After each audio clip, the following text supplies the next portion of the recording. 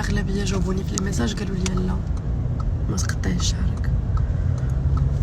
ماما جوز ميم با لي انفويي ميساج. ماما لا عيطت لك تنقطع شعري تقدر ما تبقاش تهضر معايا سيمانه، كنعيط لها تقطع عليا.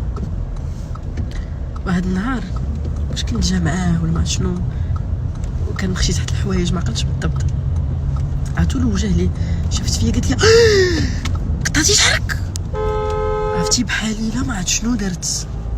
الوغ شعري انا حره، انا ملي كنت صغيره وانا ماشي حره في شعري.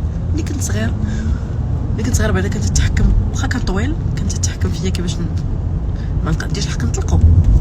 ماشي الليسي اللي تنطلقو، الكوليج كله ما عنديش الحق نطلقو.